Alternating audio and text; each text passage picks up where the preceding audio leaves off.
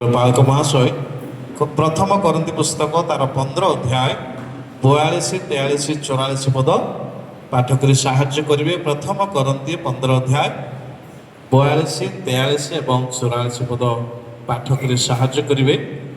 पाठ करवा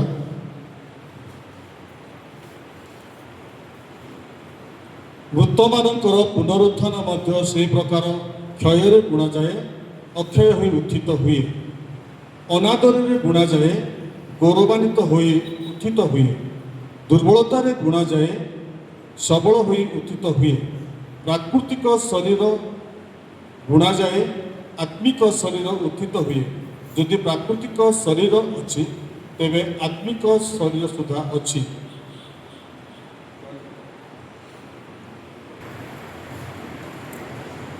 आसतु मैंने उपदेशक पुस्तक 7 पूर्व एक अध्याय बहुमूल्य तैल अपेक्षा उत्तम नाम भल और जन्मदिन अपेक्षा मरण दिन भल।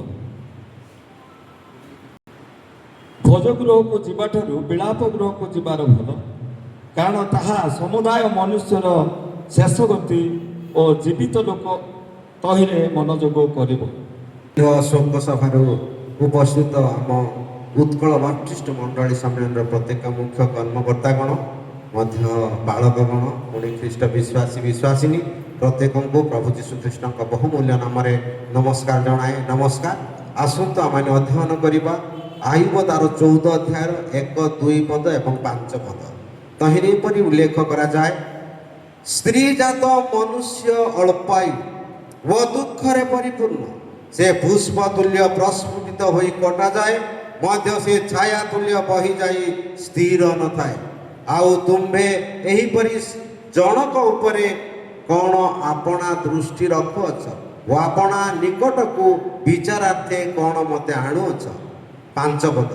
ताहार दिन सबु निर्णीत, ताहार मास संख्या तुम्भ ठारे अछि व तुम्भे ताहार सीमा निरूपण करिअछ, एणु से ताहा लंघन करिपारे नाही।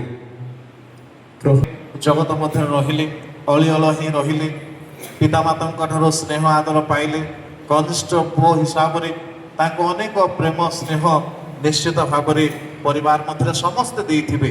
जेहेतु छोट होइथिबारु बड़ मैंने निश्चित भाव में स्नेह आदर गेल ममता करिअछन्ति सत, किंतु ईश्वरंकर योजना को आम केही मध्य प्रत्याख्यान करिपारिबा नाही।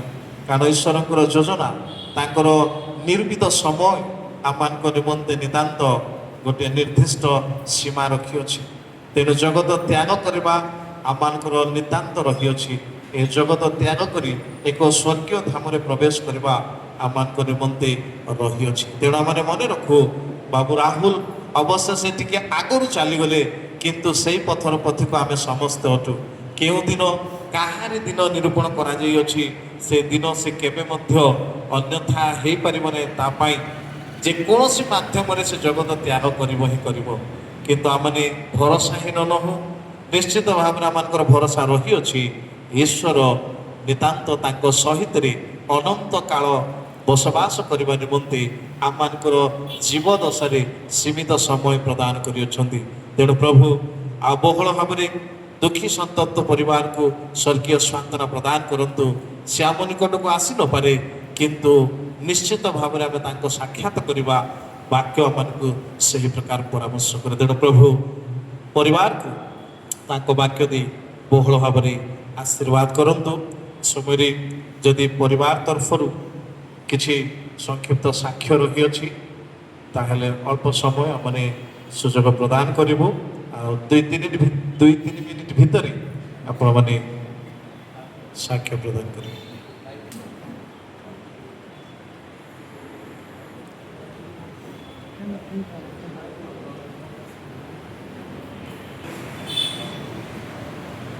प्रभु को गौरव प्रदान करें और विशेष धन्यवाद दिए प्रभु का महान दास मैंने निज निज मंडल समस्त गुरुत्वपूर्ण कर्म छाड़ी आ दुखित परिवार निवेदन रक्षा कर आसी मंडल समस्त ଉପସ୍ଥିତି ପାଇଁ ମଧ୍ୟ ଧନ୍ୟବାଦ ଦିଏ ଆଉ ହୃଦୟ ବୋଲି ମୋ କର୍ମକର୍ତ୍ତାମାନଙ୍କୁ ପ୍ରଣାମ ମଧ୍ୟ କରେ। ସାକ୍ଷ୍ୟ କ'ଣ ଦେବି?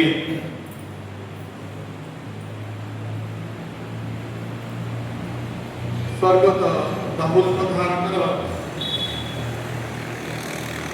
ପିତାମାତା ସମ୍ମୁଖରେ ବସିଛନ୍ତି ଆଉ ମୁଁ ହେଉଛି ତାଙ୍କ ବଡ଼ ମାମୁଁ।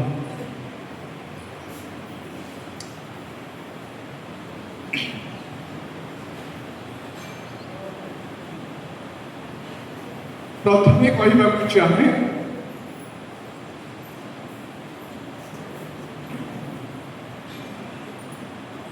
ବଡ଼ପଦା ଗ୍ରାମର ଅଣ୍ଡଳୀର ଦେଇ ଭାଇ ଭଉଣୀମାନଙ୍କୁ ବିଶ୍ୱାସୀ ମାନଙ୍କୁ ନିବେଦନ କରେ, ପ୍ରିୟ ରାହୁଲ ଭାଇ ବା ଗୋପୀ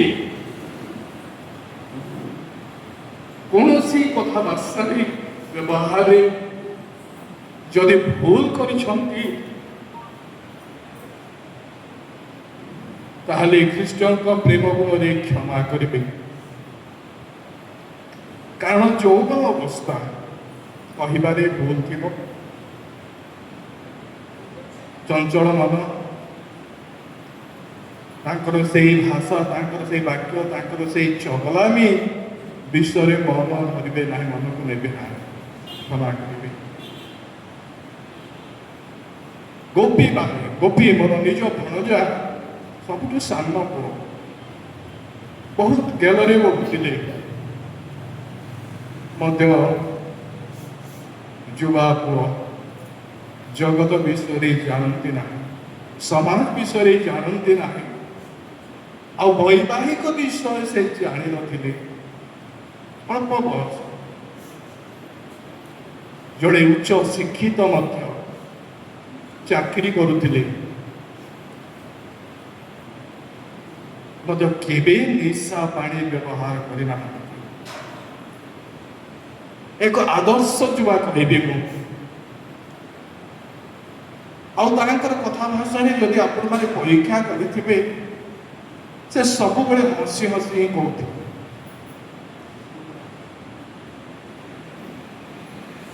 ଯାହାଙ୍କ ସହିତ ସେ କଥା ହେବେ ହସୁଥିବେ। ଅନେକ ବର୍ଷ ମାସ ରହିଗଲା, ତାଙ୍କର ବାକି ରହିଗଲା, ଅଧୁରା ରହିଗଲା ଜୀବନ। ସେଥିପାଇଁ ବୋଧେ ସମସ୍ତଙ୍କର ପ୍ରିୟ ପାତ୍ର ହୋଇଥିଲେ, ସାଙ୍ଗମାନଙ୍କର ପ୍ରିୟ ପାତ୍ର, ସମାଜର ପ୍ରିୟ ପାତ୍ର, ପରିବାରର ପ୍ରିୟ ପାତ୍ର, ବାପା ମାଙ୍କର ପ୍ରିୟ ପାତ୍ର।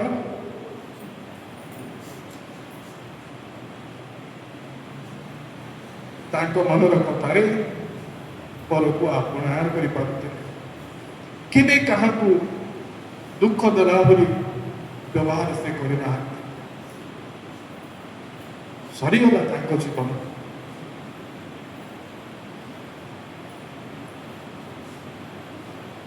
ତାଙ୍କ ବାପା ନିଶ୍ଚିତ ଭାବେ ଭାଙ୍ଗି ପଡ଼ିଛନ୍ତି, କାରଣ ଯୁବା ପୁଅଙ୍କୁ ସେମାନେ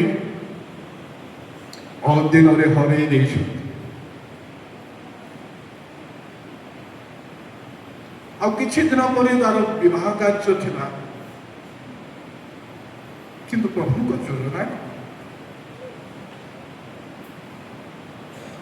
ହୁଏତ ବୈବାହିକ ଜୀବନରେ ଆବଦ୍ଧ ହେଲେ ଆଉ କୌଣସି ଏକ ବିଷୟ ଆସିଥାନ୍ତେ। ସେଥିପାଇଁ ବିବାହ ବନ୍ଧନରେ ଆବଦ୍ଧ ହେବା ପୂର୍ବରୁ ପରିବାରକୁ ଛାଡ଼ି, ପରିଜନକୁ ଛାଡ଼ି, ମଣ୍ଡଳୀକୁ ଛାଡ଼ି, ଆପଣା ସାଙ୍ଗସାଥୀମାନଙ୍କୁ ଛାଡ଼ି, ପିତାମାତାଙ୍କୁ ଛାଡ଼ି ଅଦିନରେ ଚାଲେ। କ'ଣ କହିବି ତାଙ୍କ ବିଷୟରେ? ଖାଲି ଏତିକି ନିବେଦନ କରିବି, ପ୍ରଭୁଙ୍କ ଦାସମାନଙ୍କୁ, ମହାନ ଦାସମାନଙ୍କୁ, এই ଦୁଃଖଦ ପରିବାର, ତାଙ୍କ ପିତାମାତା, ତାଙ୍କର ଆତ୍ମୀୟ ପରିସର ନିମନ୍ତେ ଶାନ୍ତି ଏବଂ ସାନ୍ତ୍ୱନା ନିମନ୍ତେ ପ୍ରାର୍ଥନା କରିବେ ବୋଲି ମୋର ଅନୁରୋଧ। ଖ୍ରୀଷ୍ଟଙ୍କ ନାମରେ ପ୍ରିୟ ବଡ଼ପଦା ମଣ୍ଡଳୀର ମୁଖ୍ୟ କର୍ମକର୍ତ୍ତାଗଣ, ପୁଣି ଉତ୍କଳ ବାପ୍ଟିଷ୍ଟ ମଣ୍ଡଳୀ ସମ୍ମିଳନୀର ମୁଖ୍ୟ କର୍ମକର୍ତ୍ତାଗଣ ପ୍ରତ୍ୟେକ ମଣ୍ଡଳୀର ପାଳକ ଭାଇମାନେ ପୁଣି ସାନ୍ତ୍ୱନାମୂଳକ ଉପାସନାରେ ଯୋଗ ଦେଇଥିବା ସମସ୍ତ ଭାଇ ଭଉଣୀ ପୁଣି ଶୋକାକୁଳ ପରିବାର ପରିଜନ ସମସ୍ତଙ୍କୁ ମୋ ଆନ୍ତରିକ ଭକ୍ତିର ନମସ୍କାର ଜଣାଏ। ନମସ୍କାର। କାରଣ ଆମମାନେ ସାକ୍ଷ୍ୟରେ ଶୁଣୁଥିଲୁ ପୁଣି ତା ପୂର୍ବରୁ ମଧ୍ୟ ଯେଉଁଦିନ ଏ ଦୁଃଖର ଘଟଣା ଘଟିଥିଲା ମୁଁ ମଧ୍ୟ ଆସିଥିଲି ଆଉ ତାଙ୍କ ବାପା ସେ ପିଲାଙ୍କ ବିଷୟରେ ଯାହା ସବୁ କହୁଥିଲେ ବହୁତ ଜ୍ଞାନର କଥା ଗୁଡ଼ିକ ତାଙ୍କଠାରୁ ଆମେ ଶୁଣୁଥିଲୁ।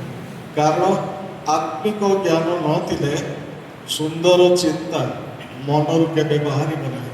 ତେଣୁ ତାଙ୍କ ବାପା ଯାହା କହୁଥିଲେ ଯେ ମୋ ବାପା ମା ବୁଢ଼ାବୁଢ଼ୀ ହେଲେ ମୁଁ ତାଙ୍କ ସହିତ ରହିବି, ଯଦିଓ ପାଠ ପଢ଼ିଛି ଯାହା ଟଙ୍କା ପାଇଁ ବାହାରକୁ ଯିବି ନାହିଁ। ମାନେ ତାଙ୍କର ଗୋଟେ ସୁନ୍ଦର ଚିନ୍ତା ବାପା ମାଙ୍କ ପାଇଁ ତାଙ୍କର ଯେଉଁ ମନୋଭାବ ତାଙ୍କର ସେଇ ଶବ୍ଦରେ ମୁଁ ଅନୁଭବ କରିପାରୁଥିଲି। ତେଣୁ ତାଙ୍କର ସେ ସୁଚିନ୍ତା ବାପା ମାଙ୍କ ପାଇଁ ତାଙ୍କର ଯେଉଁ ବୋଝ ପ୍ରଭୁ ନିଶ୍ଚୟ ତାଙ୍କୁ ଆଶୀର୍ବାଦ କରିବେ, ତାଙ୍କର ଆତ୍ମା ତାଙ୍କ ପବିତ୍ର ରାଜ୍ୟରେ ଗୃହୀତ ହେବା ଅନୁଗ୍ରହ ଦେବେ, ଏହା ମୋର ବିଶ୍ୱାସ। ତେଣୁ ପ୍ରଭୁଙ୍କ ବାକ୍ୟରେ ଆମେ ଗୋଟିଏ ବିଷୟ ଦେଖିବା ଯାହାକି ପ୍ରକାଶିତ ପୁସ୍ତକ 14 ପର୍ବର 13 ପଦରେ ଲେଖାଯାଏ, ପୁଣି ମୁଁ ସ୍ୱର୍ଗରୁ ଏହି ବାଣୀ ଶୁଣିଲି, ଲେଖ ଯେଉଁମାନେ ଏଣିକି ପ୍ରଭୁଙ୍କ ଠାରେ ଥାଇ ମରନ୍ତି ସେମାନେ ଧନ୍ୟ।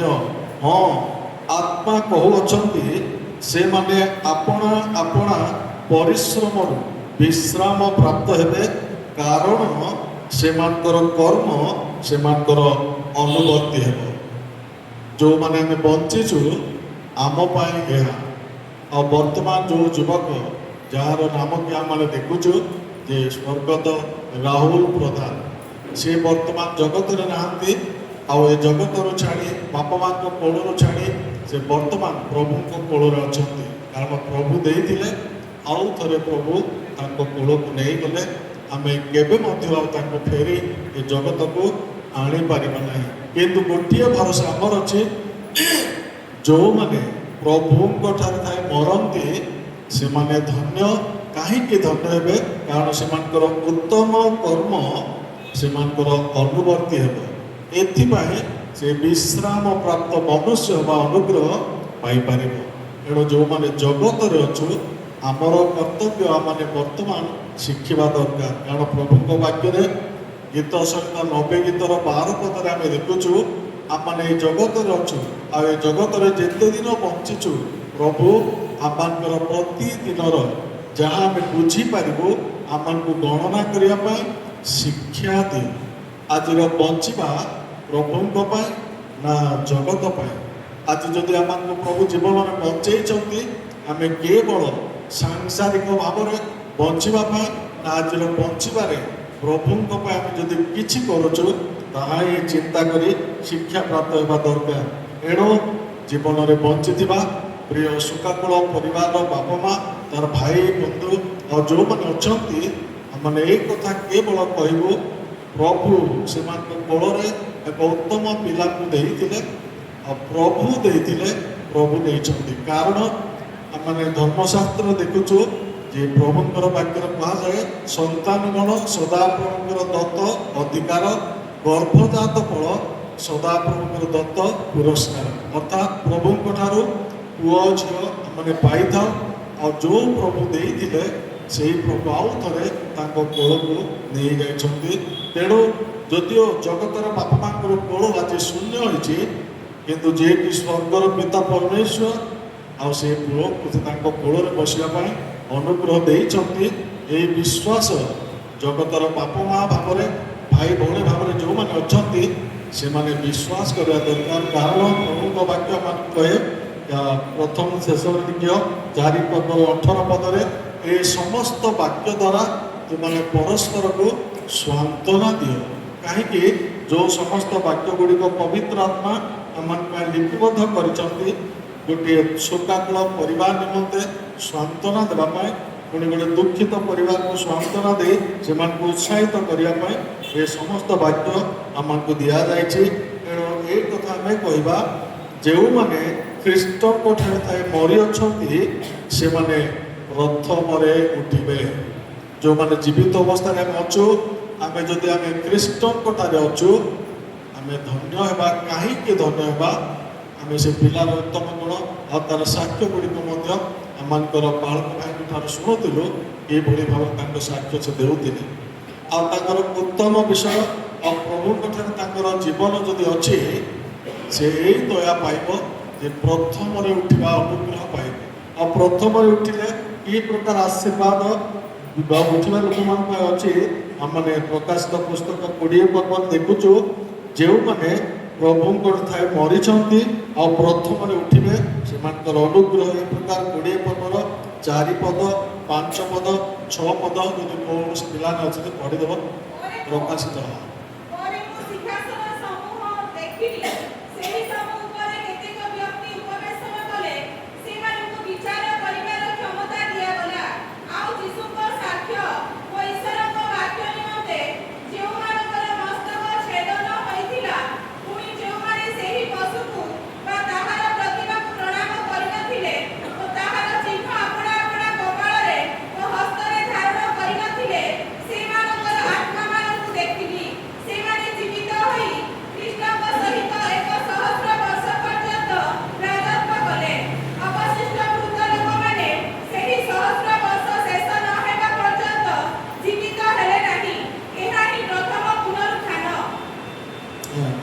6 ପଦ ମଧ୍ୟ ଯେଉଁମାନେ ପ୍ରଥମ ପୁନରୁତ୍ଥାନର ଅଂଶୀ ହୁଅନ୍ତି, ସେମାନେ ଧନ୍ୟ ଓ ପବିତ୍ର।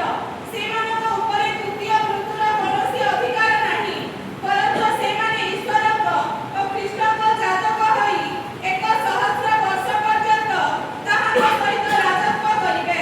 ଅର୍ଥାତ୍ ଆମମାନେ ପ୍ରିୟ ସୌଭାଗ୍ୟ ପରିବାର ପ୍ରଭୁ ଯୀଶୁଙ୍କୁ ଆମମାନେ ବିଶ୍ୱାସ କରିଥିବାରୁ, ଏଇଟା ତ ଜାଗତିକ ଭାବରେ ବହୁତ ଦୁଃଖର ବିଷୟ। କୌଣସି ଲୋକ ମଧ୍ୟ ଏ ଦୁଃଖକୁ ସହଜରେ ଭୁଲିବା ସମ୍ଭବ ନୁହେଁ। ଆମେ କଥା କହିବା ବେଳେ କହିଦେଉ, କିନ୍ତୁ ପ୍ରଭୁଙ୍କ ବାକ୍ୟ ଅନୁସାରେ ସାନ୍ତ୍ୱନା ଦେବା ପାଇଁ କହିଥାଉ। କିନ୍ତୁ ଯାହା ଜୀବନରେ ଦୁଃଖ ଘଟେ, ସେ ଦୁଃଖ କେମିତିକା ଘଟିବା ପରିବାର ହିଁ ଜାଣନ୍ତି। ଏଣୁ ଆମମାନଙ୍କର କର୍ତ୍ତବ୍ୟ ଅନୁସାରେ ପ୍ରିୟ ଶୋକାକୁଳ ପରିବାରକୁ ପ୍ରଭୁଙ୍କର ପବିତ୍ର ବାକ୍ୟରୁ ଅନୁରୋଧ ପୂର୍ବକ ଆମମାନେ ଜଣାଉଛୁ ଯେ ତୁମେ ଯେଉଁ ଛୁଆଙ୍କୁ ତୁମ କୋଳରେ ପ୍ରଭୁଙ୍କ ଠାରୁ ପାଇଥିଲ, ଆଉ ସେଇ କୋଳ ଆଜି ପ୍ରଭୁ ଶୂନ୍ୟ କରିଛନ୍ତି। ଯଦି କିଏ ତାକୁ ହତ୍ୟା କରିଦେଇଥିଲେ, ହୁଏତ ଆମ ମନରେ କଷ୍ଟ ହେଇଥାନ୍ତା ଯେ ନାଇଁ, ମୋର ଏତେ ସୁନ୍ଦର ପିଲାକୁ ସେ ମାରିଦେଲାନି, ମରିଗଲା। ଏଇଟା ମାରିଦେବାଟା ନୁହେଁ, ପ୍ରଭୁ ଦେଇଥିଲେ, ପ୍ରଭୁ ଆଉ ଥରେ ଛଡ଼େଇ ନେଇଯାଇଛନ୍ତି। ତେଣୁ ତାର ଭରସା କ'ଣ ଅଛି? ଯାହାକି ପ୍ରଥମ ଥେସଲୋନିକରେ ଦେଖୁଛୁ, ଏ ଭାଇମାନେ ଭରସାହୀନ ଅନ୍ୟ ସମସ୍ତଙ୍କ ପରି ତୁମ୍ଭେମାନେ ଯେପରି ଶୋକାକୁଳ ନ ହୁଅ, ଏଥି ନିମନ୍ତେ ମହାନିଦ୍ରା ପ୍ରାପ୍ତ ଲୋକମାନଙ୍କ ବିଷୟରେ ତୁମ୍ଭେମାନେ ଯେ ଅଜ୍ଞ ଥାଅ, ଏହା ଆମମାନଙ୍କର ଇଚ୍ଛା ନୁହେଁ। ଅର୍ଥାତ୍ ଭରସା ପ୍ରାପ୍ତ ପୁଣି ଭରସାହୀନ। ତେବେ ଭରସା ପ୍ରାପ୍ତ କ'ଣ? ଯେଉଁମାନେ ପ୍ରଭୁ ଯୀଶୁଙ୍କୁ ବିଶ୍ୱାସ କରି ଯୀଶୁ ଖ୍ରୀଷ୍ଟଙ୍କ ଠାରେ ନିଜ ଜୀବନ ସମର୍ପଣ କରି, ଜଗତରେ ନିନ୍ଦା ଆସୁ, ଅପମାନ ଆସୁ, ଅଭାବ ଆସୁ, ଦୁଃଖ ଆସୁ, ତାଡ଼ନା ଆସୁ, ସବୁରେ ମଧ୍ୟ ଧୈର୍ଯ୍ୟର ସହିତ ପ୍ରଭୁଙ୍କ ପାଇଁ ବଞ୍ଚିଛନ୍ତି, ସେମାନଙ୍କର ଆତ୍ମା ଧନ୍ୟ। କାହିଁକି? ସେ ଆତ୍ମା ଗୁଡ଼ିକ ଆଉ ଏଭଳି ଭାବରେ ପ୍ରଥମ ପୁନରୁତ୍ଥାନର ଅଂଶୀ ହୋଇ ଯୀଶୁ ଖ୍ରୀଷ୍ଟଙ୍କର ସହସ୍ର ବର୍ଷର ରାଜତ୍ୱ ସମୟରେ ସେ ଆତ୍ମା ଗୁଡ଼ିକ ସେ ଆଶୀର୍ବାଦର ବର୍ଷର ଅଂଶୀ ହେବା ଅନୁଗ୍ରହ ମିଳିବ। ଏଣୁ ଯେଉଁମାନେ ଆମେ ଜୀବିତ ଅବସ୍ଥାରେ ଅଛୁ, ପ୍ରଭୁରେ ଥାଇ ଯଦି ଆମେ ବଞ୍ଚିବା, ତାହା ଆମ ପାଇଁ ଆଶୀର୍ବାଦ। ଧର୍ମଶାସ୍ତ୍ରରେ ଆମେ ଦେଖୁଛୁ, ଯାହାକି ଆଇବ 14 ପର୍ବରେ ଆମେ ଦେଖୁଛୁ ଯେ ସ୍ତ୍ରୀ ଜାତ ମନୁଷ୍ୟ ଅଳ୍ପାୟୁ, ପୁଣି ଆଉ ଗୋଟେ ଦୁଃଖ ଅଛି, ଦୁଃଖରେ ପରିପୂର୍ଣ୍ଣ। ମାନେ ସ୍ତ୍ରୀମାନଙ୍କ ଠାରୁ ଯେଉଁ ଲୋକ, ଯେତେ ଲୋକ ଆମେ ଜନ୍ମ ହେଇଛୁ, ଆମକୁ ପ୍ରଭୁଙ୍କର ଆତ୍ମା ଏହା କହେ, ସ୍ତ୍ରୀ ଜାତ ମନୁଷ୍ୟ ଅଳ୍ପାୟୁ, ମାନେ ଅଳ୍ପ ଆୟୁଷ ତାର।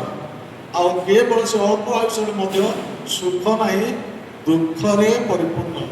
କୌଣସି ଗୋଟେ ଆନନ୍ଦ ଧରିନିଅନ୍ତୁ, ଆମ ଘରମାନଙ୍କୁ ବାହାଘର ହେବ, କାରଣ ବିବାହ ଗୋଟେ ଆନନ୍ଦର ଦିନ, କିନ୍ତୁ ସେ ଆନନ୍ଦର ଦିନ ମଧ୍ୟ କୌଣସି ଗୋଟେ ଲୋକମାନଙ୍କ ଦ୍ୱାରା ସେ ଆନନ୍ଦରେ ଦୁଃଖ ମଧ୍ୟ ଘଟିଯାଏ।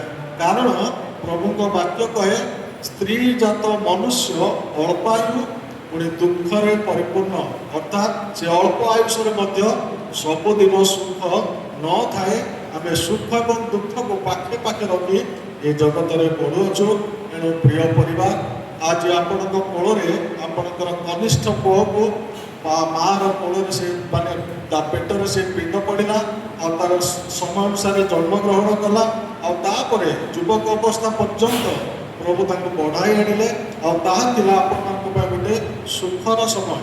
କିନ୍ତୁ ଆଜି ଆପଣଙ୍କ କୋଳରୁ ଛଡ଼େଇ ନେଇଥିବାରୁ ନିଶ୍ଚିତ ଭାବରେ ଦୁଃଖ ଅଛି। କିନ୍ତୁ ଆପଣମାନେ ପ୍ରଭୁ ଯୀଶୁଙ୍କୁ ବିଶ୍ୱାସ କରିଥିବାରୁ ଏତିକି ଆମେ ମନେ ରଖିବା, ଆୟୁବ କହିବା ପରି ସଦାପ୍ରଭୁ ଦେଲେ ସଦାପ୍ରଭୁ ନେଇ ଅଛନ୍ତି, ଆଉ ମୋ ପାଖରେ ନାହିଁ। ଦାଉଦ ମଧ୍ୟ ସେ କହିଲେ, ଯେତେବେଳେ ସେ ଗୋଟେ ଛୁଆଙ୍କ ପାଇଁ ଆଉ ଉପବାସ କଲେ, କ୍ରନ୍ଦନ କଲେ, ଖାଇଲେ ନାହିଁ, ପିଇଲେ ନାହିଁ, ପୁଣି ମୁହଁ ମାଡ଼ି ତଳେ ପଡ଼ି ଗାଧେଇଲେ ନାହିଁ, ସେ ପ୍ରାର୍ଥନା କଲେ ମୋ ପିଲା ବଞ୍ଚୁ। କିନ୍ତୁ ଯେତେବେଳେ ସେ ଛୁଆଟି ମରିଗଲା, ସେ ସମୟରେ ତାର ଦାସମାନେ ଚୁପଚାପ କଥା ହଉଛନ୍ତି, ଏ ପିଲାଟି ଅସୁସ୍ଥ ହୋଇଥିବା ସମୟରେ ତା ବାପା ମହାରାଜା ଆଉ ସେ ଖାଇଲେ ନାହିଁ, ପିଇଲେ ନାହିଁ, ଏତେ ଦୁଃଖରେ ଥିଲେ। ଆଜି ଯଦି ମରିଗଲା ବୋଲି ସେ ଶୁଣିଲେ, ରଜା ମଧ୍ୟ ମରିଯିବେ କି ଏ ଭୟ ସେମାନଙ୍କର ଆସିଲା। ଆଉ ସେମାନେ ଚୁପଚାପ କଥା ହେବା କଥା ରଜା ତଳେ ଶୋଇକି ଶୁଣିଲେ, ଆଉ ପଚାରିଲେ ତୁମେ କ'ଣ ସବୁ କଥା ହେଉଛ କୁହ। ସେମାନେ ଡରି ଡରି କହୁଛନ୍ତି, ମହାରାଜ ଆପଣଙ୍କର ଯେଉଁ ପୁଅଟି ଥିଲା ସେ ମରିଗଲେ। ଆଶ୍ଚର୍ଯ୍ୟ କଥା, ସେ ସାଙ୍ଗେ ସାଙ୍ଗେ ଉଠି କ'ଣ କରୁଛନ୍ତି, ମୋତେ ଗାଧୋଇବାକୁ ଦିଅ, ମୋତେ ତେଲ ଦିଅ, ମୁଣ୍ଡ ଲଗେଇବି, ଭଲ ଲୁଗା ଆଣ ପିନ୍ଧିବି, ମୋ ପାଖକୁ ଖାଇବା ଜିନିଷ ଆଣ ମୁଁ ଖାଇବି। ସେ ଦାସମାନେ କ'ଣ ହେଲେ, ଛାନିଆ ହେଉଛନ୍ତି, ମହାରାଜ ଏଇଟା କି କଥା, ପିଲାଟି ବଞ୍ଚିଥାଇକି ଅସୁସ୍ଥରେ ଥିବାବେଳେ ଆପଣ ଖାଇଲେ ନାହିଁ, ପିଇଲେ ନାହିଁ, ଭଲ ଲୁଗା ପିନ୍ଧିଲେ ନାହିଁ, ଆଉ ତଳେ ପଡ଼ି ମୁହଁ ମାଡ଼ି ପଡ଼ି ପ୍ରାର୍ଥନା କରୁଥିଲେ। ଆଜି ପିଲାଟି ମରିଗଲା ପରେ ଆପଣ କହୁଛନ୍ତି ମୁଁ ଗାଧେଇବି, ଭଲ ଲୁଗା ପିନ୍ଧିବି, ମୁଣ୍ଡରେ ତେଲ ଲଗେଇବି, ଆଉ ମୋତେ ଖାଦ୍ୟଦ୍ରବ୍ୟ ଆଣିଦେଲେ ମୁଁ ଖାଇବି। କି କଥା ଏଇଟା କହୁଛନ୍ତି। ସେତିକି ବେଳେ ପ୍ରଭୁଙ୍କ ଦାସ କହିଲେ, ଦେଖ ପିଲାଟି ଜୀବିତ ଅବସ୍ଥାରେ ଥିବାବେଳେ ମୁଁ ଡାକୁଥିଲି, ଅଶ୍ରୁ ଝରଉଥିଲି, ମୋ ହୃଦୟର ବେଦନା ପ୍ରଭୁଙ୍କୁ ଜଣାଉଥିଲି। ହୁଏତ ମୋ ଡାକ ଶୁଣି ପ୍ରଭୁ ମୋ ପୁଅକୁ ସୁସ୍ଥ କରିବେ, ଜୀବନରେ ବଞ୍ଚେଇବେ, ଏଇଟା ମୋର ଭରସା ଥିଲା। କିନ୍ତୁ ପ୍ରଭୁ ମୋ ପ୍ରାର୍ଥନା ଶୁଣିଲେ ନାହିଁ, ଆଉ ତାଙ୍କୁ ସେ ପୁନର୍ବାର ନେଇଗଲେ। ବର୍ତ୍ତମାନ ତାକୁ ମୁଁ ଫେରାଇ ଆଣିପାରିବି ନାହିଁ। ମୁଁ ତା ପାଖକୁ ଯିବି, କିନ୍ତୁ ସେ ଆଉ ମୋ ପାଖକୁ ଆସିବ ନାହିଁ। ତେଣୁ ମୁଁ ଯେତେବେଳେ ବଞ୍ଚିଛି ମୋର ଏ ଶରୀର ପାଇଁ ମୋତେ ଖାଇବାକୁ ପଡ଼ିବ, ଆଉ ଯେତେବେଳେ ବଞ୍ଚିଛି ଭଲ ପୋଷାକ ପିନ୍ଧିବାକୁ ପଡ଼ିବ, ଆଉ ଯେତେବେଳେ ବଞ୍ଚିଛି ମୋ ମସ୍ତକରେ ତେଲ ଲଗାଇବାକୁ ପଡ଼ିବ, ଆଉ ଯେତେ ସମୟ ବଞ୍ଚିଛି ମୋର ଅବଶିଷ୍ଟ ଲୋକମାନଙ୍କ ସହିତ ସମ୍ପର୍କ ରକ୍ଷା କରି ଜୀବନରେ ବଞ୍ଚିଥିବା ପର୍ଯ୍ୟନ୍ତ ଚାଲିବାକୁ ହେବ। ଆଜି ପ୍ରିୟ ଶୋକାକୁଳ ପରିବାର, ଆପଣଙ୍କ ପରିବାରରୁ ଗୋଟିଏ ପୁଅ ହଜିଯାଇଛି, ଲିଭି ଯାଇଛି, ଆଉ ତାଙ୍କୁ ଆମେ ଖୋଜି ପାରିବା ନାହିଁ, ଜଳେଇ ପାରିବା ନାହିଁ। କିନ୍ତୁ ବର୍ତ୍ତମାନ ଆପଣଙ୍କ ପାଖରେ ଆଉ ଅବଶିଷ୍ଟ ଯେଉଁ ଛୁଆମାନେ ଅଛନ୍ତି, ସେମାନଙ୍କ ଜୀବନରେ ଆନନ୍ଦ, ଶାନ୍ତି, ତୃପ୍ତି, ଆପଣଙ୍କର ହସ ହସ ମୁହଁ ଦେବାକୁ ହେବ। କାରଣ ଯିଏକି ଆମ ଠାରୁ ହଜିଯାଇଛି, ଆମେ କେତେ କାନ୍ଦିଲେ ମଧ୍ୟ ସେ ଆମ ପାଖକୁ ଫେରିବ ନାହିଁ। କେବଳ ଆଖିର ଅଶ୍ରୁ ହିଁ ଝରିବ, ଆମର ହୃଦୟ ହିଁ ଦୁଃଖରେ ପଡ଼ିବ, କିନ୍ତୁ ସେ ଆମ ପାଖକୁ ଆସିବ ନାହିଁ। କିନ୍ତୁ ଆପଣମାନଙ୍କ ପାଖରେ ବର୍ତ୍ତମାନ ଆଉ ଯେଉଁ ଅବଶିଷ୍ଟ ପ୍ରଦୀପ ଗୁଡ଼ିକ ଅଛନ୍ତି, ଦୀପ ଗୁଡ଼ିକ ଅଛନ୍ତି, ଯେଉଁ ପୁଅ ଝିଅମାନେ ଆପଣଙ୍କର ପ୍ରଦୀପ ସ୍ୱରୂପ ଘରର, ସେମାନଙ୍କୁ ବାପା ମା ଭାବରେ ଆପଣ ବର୍ତ୍ତମାନ ଆନନ୍ଦ ଦେବା ପାଇଁ ଚେଷ୍ଟା କରନ୍ତୁ। ଯାହା ହଜିଯାଇଛି ତାକୁ ଖୋଜିବା ପାଇଁ ଚେଷ୍ଟା ନ କରିବା ଭଲ। ଦାଉଦଙ୍କ ଦ୍ୱାରା ଆମେ ଏହି କଥା ଶିଖୁଛୁ। କହିଲେ, ମୁଁ ମୋ ପୁଅ ପାଖକୁ ଯିବି, କିନ୍ତୁ ସେ ଆଉ ମୋ ପାଖକୁ ଆସିବ ନାହିଁ। ଆଜି ପ୍ରିୟ ପରିବାର, ପ୍ରଭୁଙ୍କୁ ବିଶ୍ୱାସ କରିଥିବାରୁ ଏତିକି ମାତ୍ର ଆମେ କହୁଛୁ, ଆପଣ ବିଶ୍ୱାସ କରି ଏତିକି ମନେ ରଖନ୍ତୁ ଯେ ସମୟ ଆସିବ ଆମେ ତାଙ୍କ ପାଖକୁ ଯିବା, କିନ୍ତୁ ଯେଉଁମାନେ ଆମକୁ ଛାଡ଼ି ଚାଲି ଯାଇଛନ୍ତି ସେମାନେ ଆଉ ଥରେ ଆମ ପାଖକୁ ଆସିବେ ନାହିଁ। ଏଣୁ ଯାହା ଆମ ପାଖକୁ ଆସିବ ନାହିଁ ସେଥିପାଇଁ ଦୁଃଖିତ ହେବା କେବଳ ଆମ ମନର ବ୍ୟସ୍ତ ଛଡ଼ା ଆଉ କିଛି ନୁହେଁ। ଏଣୁ ବିଶେଷ ଭାବରେ ଶୋକାକୁଳ ପରିବାର, ଆପଣଙ୍କ ବହୁତ ବଡ଼ ଦୁଃଖ ଏହା ଘଟିଛି। ଯୌବନ କାଳର ଛୁଆ ଯେତେବେଳେ ଛାଡ଼ି ଚାଲି ଯାଇଛି, କୌଣସି ମନ ମଧ୍ୟ ମାନିବ ନାହିଁ, ଏଇଟା ସତ୍ୟ। ତଥାପି ପ୍ରଭୁଙ୍କର ଇଚ୍ଛା, ଏହା ମନୁଷ୍ୟର ଇଚ୍ଛା ନୁହେଁ। ଏଣୁ ଶୋକାକୁଳ ପରିବାର କେବଳ ପ୍ରଭୁଙ୍କୁ ବିଶ୍ୱାସ କରି ପ୍ରଭୁଙ୍କଠାରେ ସ୍ଥିର ରହି ଏତିକି ଆମେ ପ୍ରସ୍ତୁତି ହେବା। ଆମେ ମଧ୍ୟ ପ୍ରଭୁରେ ଥାଇ ଯେତେବେଳେ ମରିବା ଆମେ ପ୍ରଥମ ପୁନରୁତ୍ଥାନର ଅଂଶୀ ହେବାର ଅନୁଗ୍ରହ ପାଇବା ପାଇଁ ଚେଷ୍ଟା କରିବା। ଯଦିଓ ଜଗତରେ ଅଛୁ, ଜଗତରେ ଅନେକ ପ୍ରତିକୂଳ ଅଛି, ତଥାପି ଆମ ଆତ୍ମାକୁ ଯଦି ଆମେ ରକ୍ଷା କରିଥିବା ନିଶ୍ଚୟ ଆମେ ପ୍ରଥମ ପୁନରୁତ୍ଥାନର ଅଂଶୀ ହେବା। ଯଦି ପ୍ରଥମ ପୁନରୁତ୍ଥାନର ଅଂଶୀ ହେବା, ଖ୍ରୀଷ୍ଟଙ୍କର ଶାନ୍ତି ରାଜ୍ୟ ଯେଉଁ 1000 ବର୍ଷ ସେ ଆନନ୍ଦ ଆମଙ୍କର ଆତ୍ମାର ଶରୀରରେ ଦେଖିବା ଅନୁଗ୍ରହ ଆମେ ପାଇପାରିବା। ଏଣୁ ଶୋକାକୁଳ ପରିବାର ହଜିଥିବା ଯାଇଥିବା ଦୀପ ପାଇଁ ଖୋଜିବାର କିଛି ଦରକାର ନାହିଁ। ତୁମ ପାଖରେ ବର୍ତ୍ତମାନ ଯେତିକି ପ୍ରତିଭା କୋଉଠି ଅଛନ୍ତି, ଯେଉଁ ପୁଅ ଝିଅ ଅଛନ୍ତି, ଆଉ ସେମାନେ ହେଉଛନ୍ତି ଆପଣମାନଙ୍କର ଆଉ ସ୍ୱାମୀ ସ୍ତ୍ରୀର 4ଟି ଆଖି। ଆଉ ସେଇ ଆଖି ଆପଣମାନଙ୍କୁ ଆନନ୍ଦ ଦେବ। ସେମାନେ ଆପଣଙ୍କ ଦୁଃଖ ସମୟରେ ସାନ୍ତ୍ୱନାର ସହାୟକ ହେବେ। ଆଉ ସେମାନଙ୍କ ସହିତ ଆପଣଙ୍କର ଅବଶିଷ୍ଟ ସମୟ ପ୍ରଭୁଙ୍କୁ ଲକ୍ଷ୍ୟ କରି ଆପଣମାନେ ଜୀବନ କାଟିବା ଦ୍ୱାରା ଆପଣମାନେ ପ୍ରଭୁଙ୍କର ଶାନ୍ତି ସାନ୍ତ୍ୱନା ପାଇବେ। ଆପଣଙ୍କର ଖୁସିର ମନ ଆପଣଙ୍କର ପିଲାମାନଙ୍କୁ ମଧ୍ୟ ଆନନ୍ଦ ଦେବ, ଖୁସି ହେବ ଯେ ଯଦିଓ ଆମ ଭାଇ ଚାଲିଗଲେ ମଧ୍ୟ ବାପା ମା ଆମକୁ ଦେଖି ସେମାନେ ଶ୍ରଦ୍ଧାରେ ଅଛନ୍ତି, ଏଣୁ ସେମାନେ ମଧ୍ୟ ଆନନ୍ଦ ପାଇବେ। ପ୍ରଭୁ ଆମମାନଙ୍କୁ ଏ ସମୟର ପରାମର୍ଶମୂଳକ ଅଳ୍ପ ବାକ୍ୟ ଉପରେ ଶୋକାକୁଳ ପରିବାର ପୁଣି ଏଇଠାରେ ଯେତେ ଆମେ ସମବେତ ସମସ୍ତଙ୍କୁ ବୁଝିବା ପାଇଁ ଆମଙ୍କର ବୁଦ୍ଧି ରୂପ ଦ୍ୱାରା ଉନ୍ନୁକ୍ତ କରାଇ ଆଶୀର୍ବାଦ କରନ୍ତୁ। धन्यवाद दौच बाबा, तुम्हें आम भाई राहुल को तुम परित्राणर परिचय प्रदान कर। धन्यवाद दौच भाई कोमल स्वभाव निमंते, नम्र गुण निमंते, पुणी तुम सहायता जो आग्रह मनोभाव दे लोकंर प्रति सहायतार मनोभाव दे तुम गौरव करुच। धन्यवाद दौच बाबा, तुम्हें तुम पवित्र वाक्य प्रभु आमको प्रदान करियछ कि प्रभु जो व्यक्ति मैंने यीशु ख्रीष्ट को काल में विश्वास परित्राणर परिचय वाक्य को आम स्मरण करुच। मनुष्यर दिन को प्रभु तुम्हें निर्णीत कर रखिछ। मनुष्यर मासर गणना प्रभु तुम ठारे अछि एवं मनुष्य निमंते गोटे सीमा को तुम्हें बांधिछ। प्रभु जो सीमा तुम्हें बांधि दिल बाबू राहुल पाए से सीमा को प्रभु से लंघी पारे नहांती। जेहेतु प्रभु मनुष्य को तुम्हें जगत को तुम्हें आनी था एवं तुमर इच्छा अभिमत अनुसार एवं निरूपित समय रे पूर्ण बयस रे मध्य प्रभु तुम्हें जगत तुम्हें मनुष्य को तुम्हें नहीं था। आज प्रभु बाबू राहुल पाए तांको दिन तुम्हें निर्णीत कर रखिथिल, तांको तारीख पाए तुम्हें निर्णीत कर रखिथिल, तांको समय मध्य तुम्हें निर्णीत कर रखिथिल। यौवन अवस्था रे से बापा मान ठारो परिवार ठारो मो निकट को पुनर्बार फेरी आसबो एहा तुम योजना संकल्प थिला। आज मंडल ग्राम को छाड़ी परित्याग करी मो निकट को आसीबो एहा तुम योजना तुम संकल्प थिला। एथिमाय धन्यवाद करूछ हे प्रभु। भोंग पाए जो प्रभु तुम्हें गोटे सीमा में निरूपित करथिलो बांधिथिलो सेही सीमा को पालन कर पारे ना जेहेतु प्रभु तुमर